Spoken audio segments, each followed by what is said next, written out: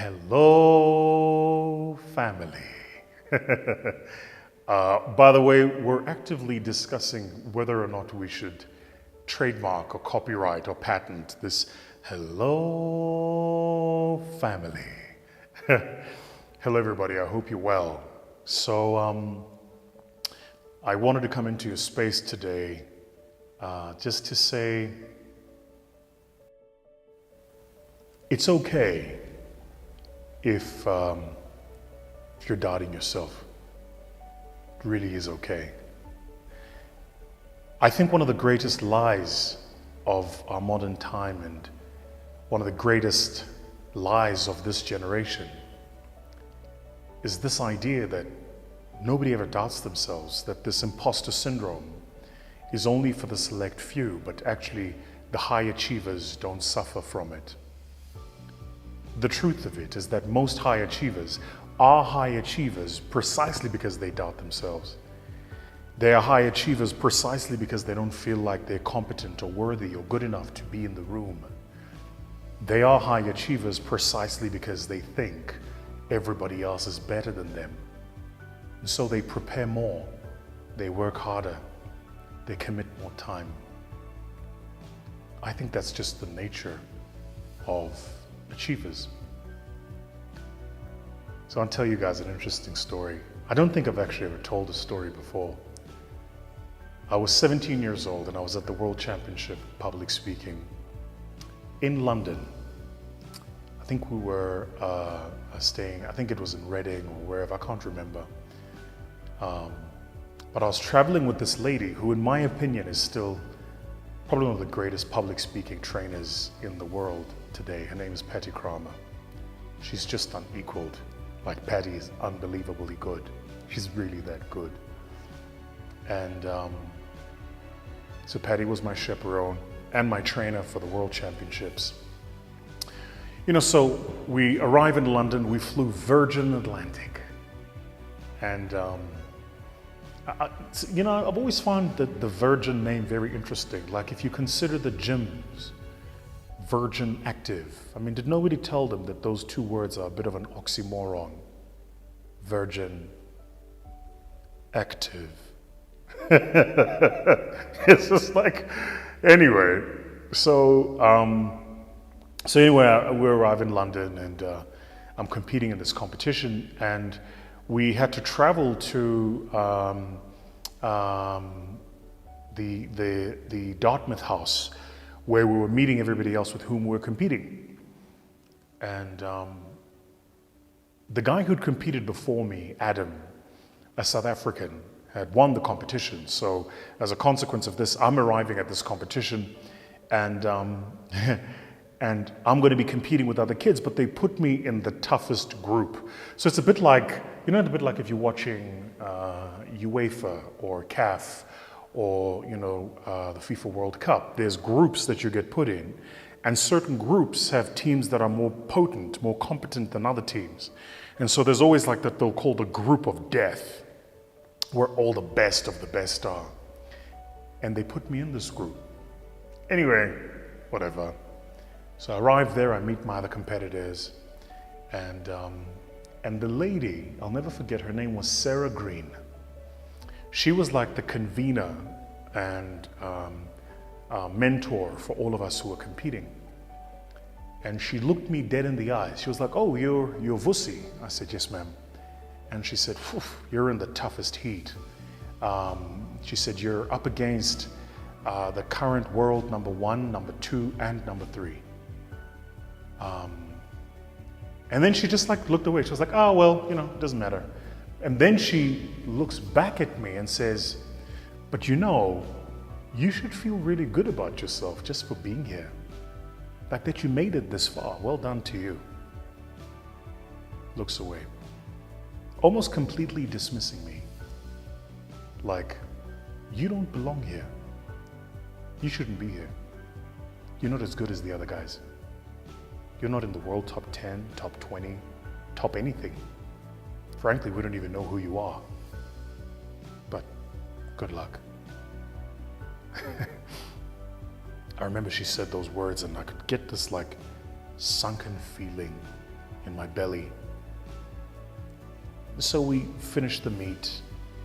I meet Georgia from Australia, Adam from Australia, Tim, George, who was from Argentina. Argentina is still a very good friend of mine today. And at the end of the meeting, we decide, Patty Crama is like, let me take you for something to eat.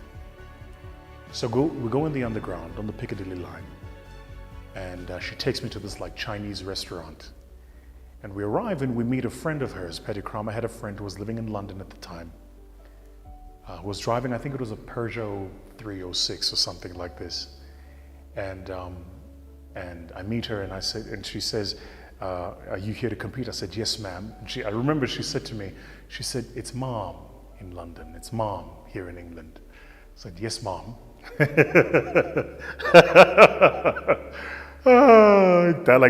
English, eh? Anyway, so during the lunch, I think Patty could see visibly, I was quite visibly shaken. I think she could see that I was doubting myself, that I didn't know how this was going to go. Frankly, guys, if I'm to be completely honest, I didn't know if I deserved to be in that room. I didn't know if I should have even been in that competition.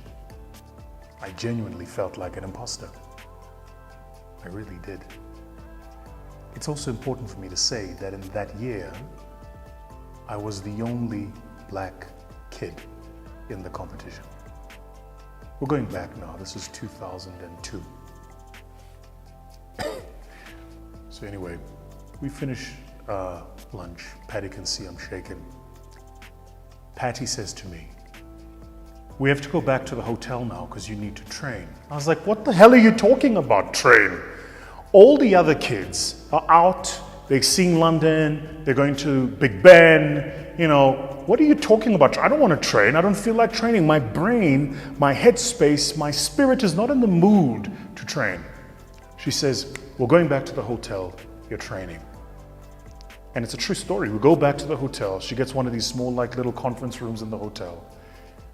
We walk in there and we start training. And I'm not in the mood for this.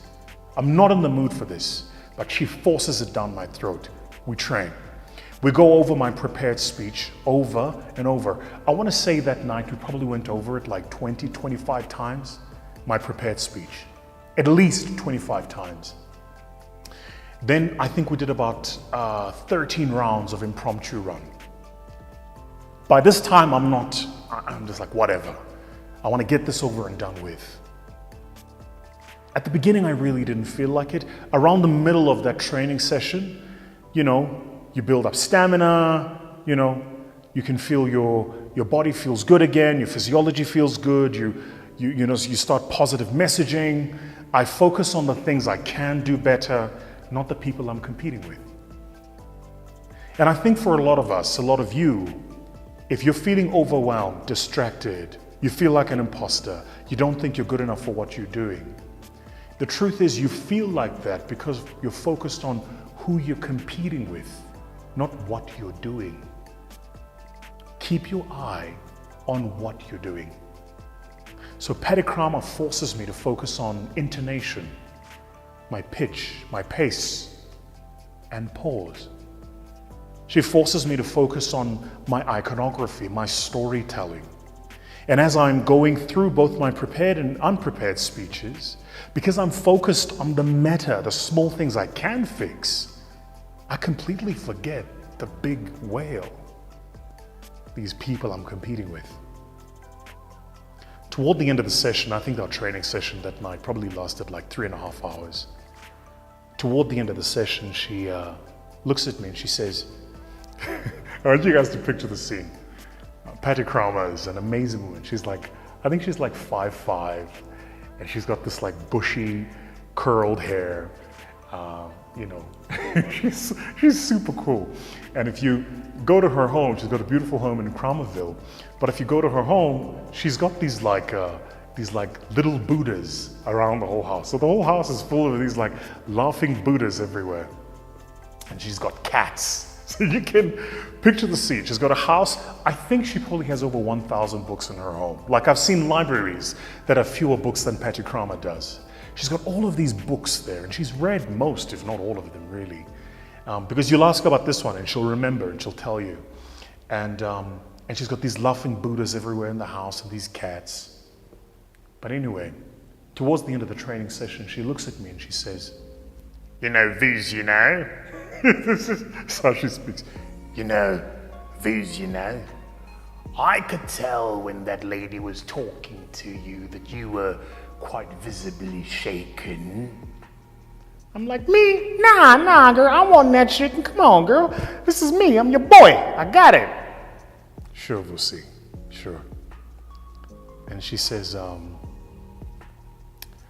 "Remember this. Everybody tomorrow starts at zero. Everybody. Doesn't matter who's coming into the competition with what ranking. It doesn't matter what competition they've won before this. All that matters is tomorrow morning, 8 o'clock, when the bell tolls, everybody starts at zero. Just make sure you're the most prepared." I go to bed that night, tossing and turning.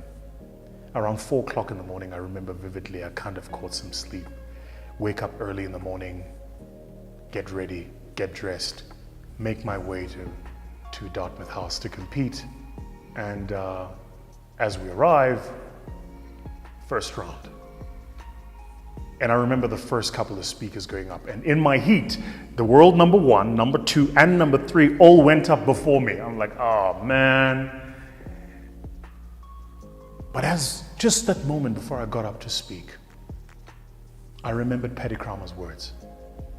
Everybody is starting at zero. Everybody. So you're watching this, and you've got that business idea that you've been thinking about forever, but you haven't done it. You're watching this, and there's that qualification, that certification, that degree you've been thinking of going after, but you're not doing it. You're watching this, and there's that person you've had a crush on forever, but you don't think that they would ever date you. You know the one? You know that person where you put your profile on private on Instagram, so that you can stalk them and they don't see that you're watching all their stories? You know yourself, comrade. You know yourself. You know who you are. You're watching this and you're wondering if you're good enough. The company you work at has got a job posted and there's a promotion and you think you can do that job, but you just don't know if you're good enough. I came to tell you 2 things. The first thing I want to tell you is when it comes to pursuing new opportunities, everybody starts at zero. Everybody. Make sure you're the most prepared. The second thing I want to tell you is when the noise is ringing in your head about how you don't belong in that room, the only way to quieten that noise is to focus on the things you do control and the things you can do. So for the entrepreneurs right now who are wondering if your business is going to improve, focus on the next proposal you're sending out. Focus on the next client with whom you're in a sales call with. Focus on the next presentation you have to prepare. Focus on the next candidate you're trying to hire. Focus on next. Because you don't have to know where the lift goes. You just have to know that if you take one step up the stairway, sooner or later, you're going to end up exactly where the lift ends up, all the way at the top.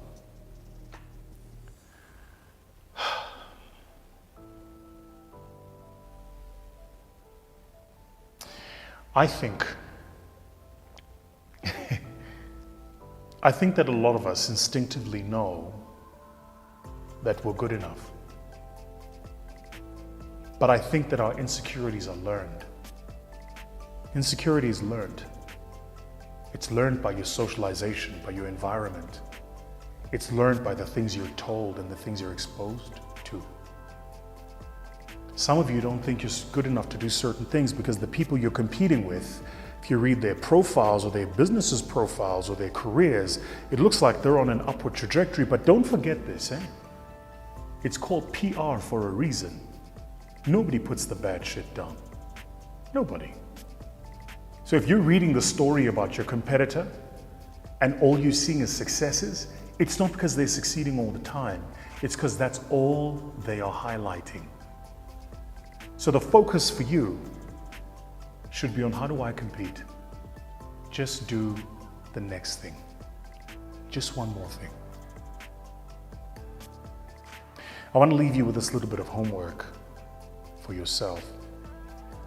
Now, the first thing I want to say to you is that if you catch yourself having a negative conversation with yourself, stop yourself and call yourself out on your own BS. And the second thing I want to say to you, as a believer, I believe this. I believe that my Lord and Savior Jesus Christ has put in me the dreams that I have, and He's put in me the capabilities, skills, and competencies to achieve those dreams. And where I don't have those skills and competencies, He will maneuver the universe to surround me with people who have the right intent and heart to take me to the place He wants me to go. I genuinely believe it. So the qualification you need is the dream you have. The fact that you have that dream, the fact that you believe that thing, that you're seeing that vision, that's good enough. That's how you know you're on a winning innings. So yeah, I wanted to come into your space today to just say, you're good enough, you're competent, you're worthy. So don't doubt yourself. All right, everybody. Cheers.